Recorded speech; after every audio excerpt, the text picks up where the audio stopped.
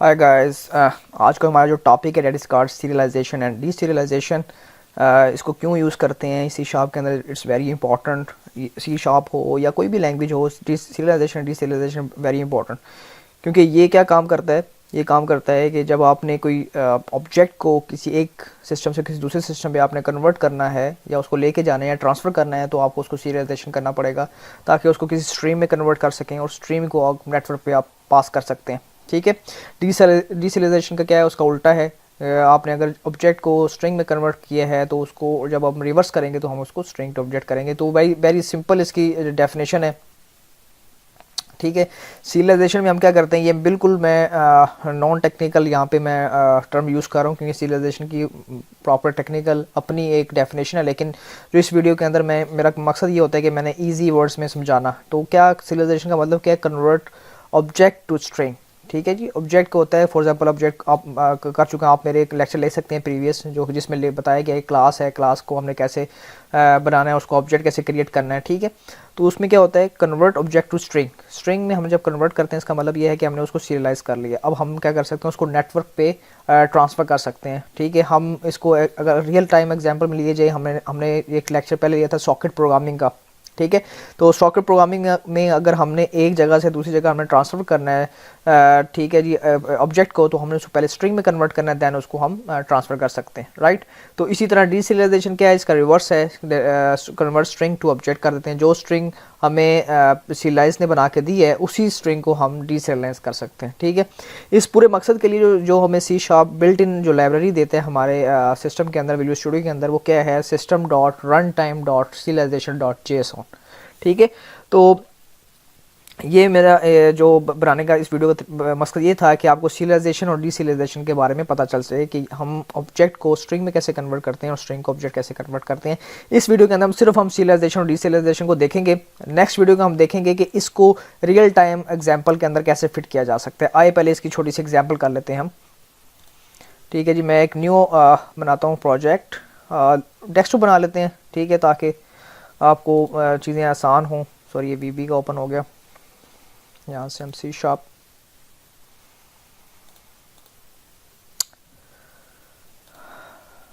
Windows form application dot net framework, अब यहाँ पे हमें कर लेते हैं सीरियलाइजेशन एंड डी सीरियलाइजेशन।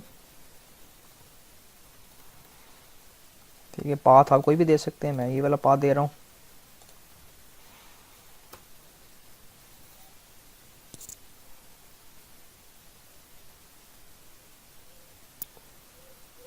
ठीक है, एक फॉर्म बन गया। अब हम क्या कर लेते हैं, यहाँ पे एक लेबल बना लेते हैं ताकि हम कन्वर्जन पता चल जाए वाकई ये कन्वर्ट हो रहा है ये नहीं हो रहा। राइट।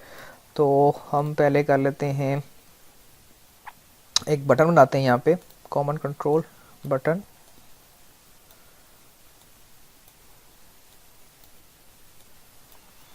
ठीक है, प्रॉपर इसको टेक्स्ट दे दें। इसको हम कर लेते हैं सीरियलाइज और BTN सीरियलाइज कर लेते हैं। इसके नीचे हम दे देते हैं रिच टेक्स्ट बॉक्स दे देते हैं।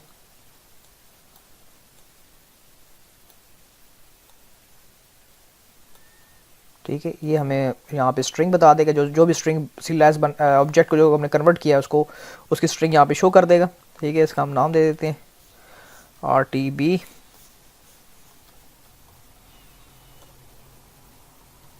सीरियलाइज। राइट हो गया। और एक हम बटन बनाते हैं यहाँ पे डी सीरियलाइजेशन का।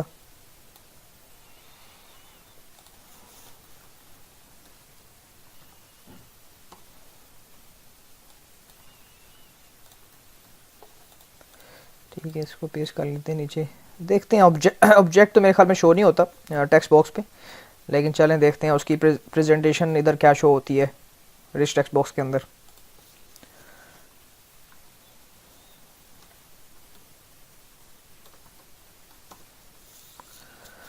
राइट हो गया। अच्छा, अब मैं क्या करता हूँ, इस पर डबल क्लिक करता हूँ बटन के ऊपर, इस इलाज में आ गया। अब हम क्या करेंगे, एक क्लास छोटी सी बना लेते हैं जिसको हम जिसका ऑब्जेक्ट हम यहाँ बना सकें।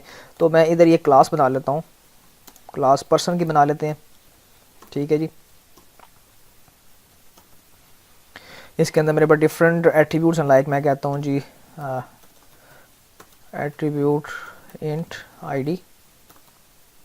इसको गेट एंड सेट कर लें, इसको प्रॉपर्टी बना लें, public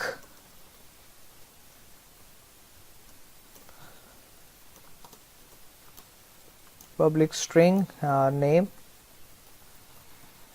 gate and set, public string email. ठीक है, हम मेरा मकसद सिर्फ आपको कन्वर्ट कराना है, तो इतना बड़ा ऑब्जेक्ट बनाने की ज़रूरत नहीं है, क्लास बनाने की ज़रूरत नहीं। तो ये मैंने एक छोटी सी क्लास बना ली यहाँ पे। ठीक है, इस क्लास को हम आगे फर्दर यूज़ करेंगे। अच्छा, अब सीरियलाइज़ करना है, तो सीरियलाइज़ का मतलब ये है कि हमने पर्सन का जो एक ऑब्जेक्ट है इसको हमने सीरियलाइज़ करना है, इसको हमने स्ट्रिंग में कन्वर्ट करना है, राइट।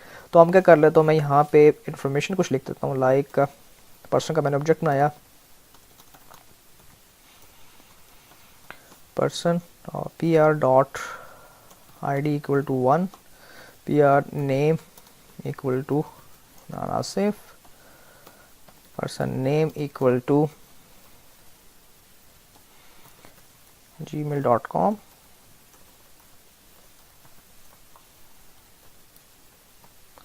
ठीक है, ये हमने ऑब्जेक्ट रेंडर कर लिया। अब जो क्लासेस यूज़ की जानी है सीरियलाइजेशन के अंदर वो कौन कौन सी होगी। एक तो हमें मेमोरी स्ट्रीम चाहिए, क्योंकि पहले हमने ऑब्जेक्ट को स्ट्रीम में कन्वर्ट करना है, देन स्ट्रीम में से हम स्ट्रिंग को कन्वर्ट कर सकते हैं, उसमें से स्ट्रिंग को निकाल सकते हैं। ठीक है, तो मेमोरी स्ट्रिंग का हमें एक चाहिए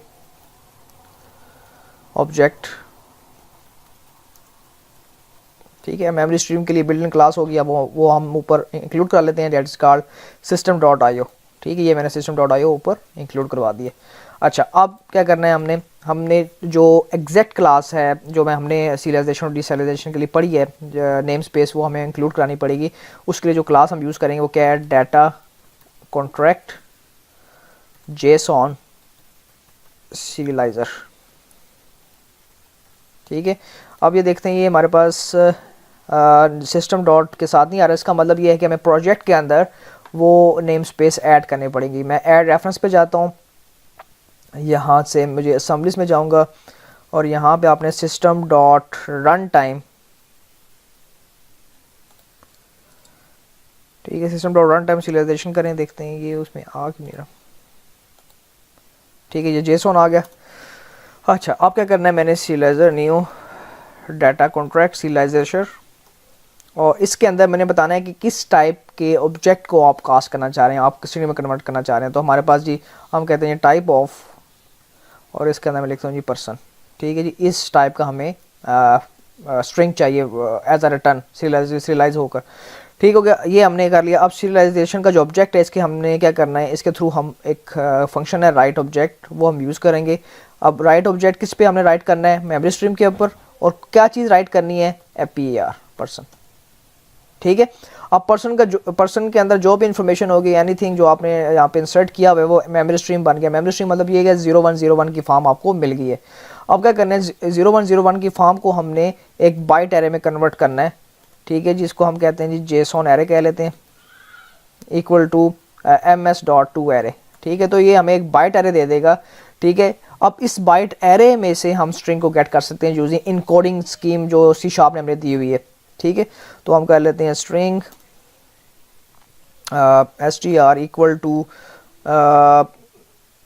इनकोडिंग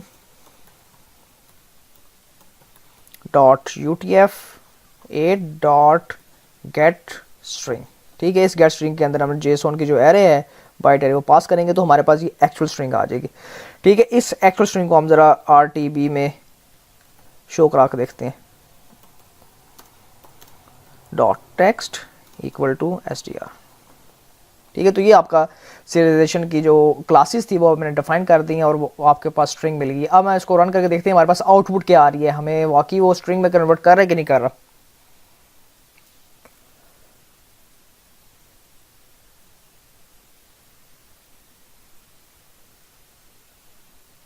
ठीक है, हमारे पास आ गया। मैं सीरियलाइजेशन के बटन को क्लिक करता हूँ तो इसने मुझे एक्सेप्शन दी है। ये एक्सेप्शन क्यों आ रही है, इसलिए आ रही है क्योंकि जो पर्सन की जो क्लास है हमने फॉर्म के अंदर बनाई हुई है, तो इस वजह से वो कह रहा है कि मैंने फॉर्म को सीरियलाइज़ करना है या पर्सन को सीरियलाइज़ करना है। तो बेहतर तरीका ये है कि हम पर्सन क्लास जो हमने यहाँ बनाई है इसको एक सेपरेट फाइल के अंदर बना देते हैं। लाइक मैं लहदा एक क्लास बनाता हूँ, उसके अंदर मैं इसको पेस्ट कर देता हूँ पर्सन। ठीक है, यहाँ से मैंने कॉपी किया सारा कोड और इधर पेस्ट कर दिया, और क्लास को भी मुझे पब्लिक करना पड़ेगा। ठीक हो गया। अच्छा जी, अब देखते हैं इसको कि हमें स्ट्रिंग देता है या नहीं देता। ठीक है जी, हमें मिल गई स्ट्रिंग। ठीक है जी, ईमेल ये दिया हुआ है उसने, ID1 नेम ये, और ये सारा कुछ उसने हमें कन्वर्ट करके दे दिया।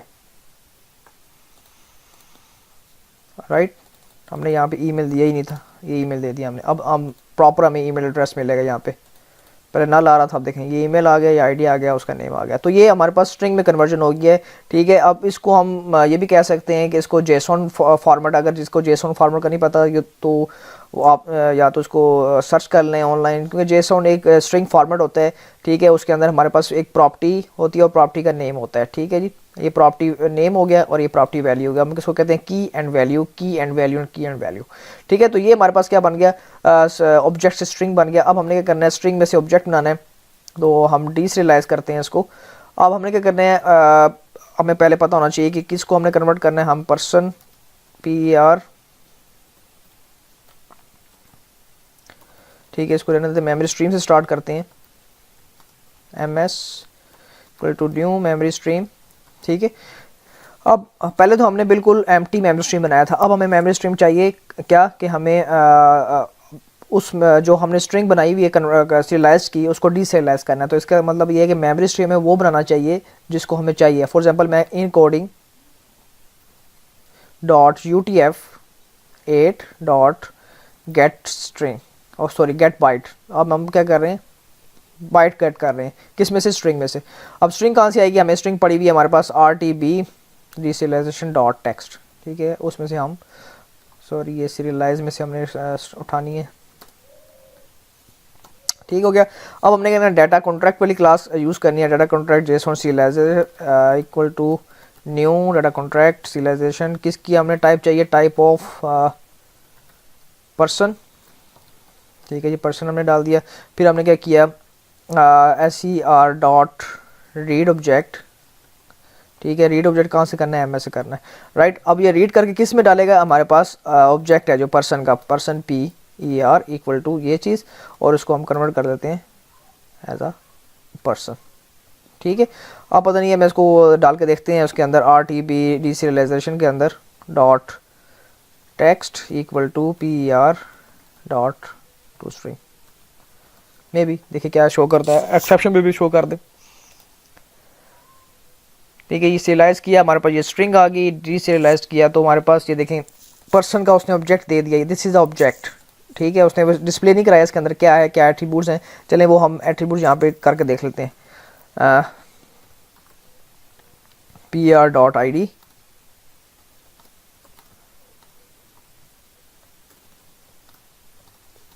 PER dot name, PER dot email. ठीक है, हम ये देख लेते हैं कन्वर्ट हुआ या नहीं हुआ। स्ट्रिंग में गया, डीसीरियलाइज, देखें जी 1 इमरान आसिफ और ये ईमेल आ गई। ठीक है, तो ये हम किस में यूज़ कर सकते हैं, ये हम सॉकेट प्रोग्रामिंग के अंदर यूज़ कर सकते हैं, किसी नेटवर्क के अंदर यूज़ कर सकते हैं, या किसी वेब के अंदर आपने इंफॉर्मेशन को पास करना हो from one location to another location, from one computer to another computer, तो आप सीरियलाइज और डीसीरियलाइज का कॉन्सेप्ट यूज़ करते हैं। और होप सो आपको ये मेरा जो छोटा सा कॉन्सेप्ट है समझ आया हो, लेकिन इस कॉन्सेप्ट को हम रियल टाइम एग्जाम्पल में नेक्स्ट वीडियोज़ में हम डिस्कस करेंगे। सी यू नेक्स्ट वीडियो।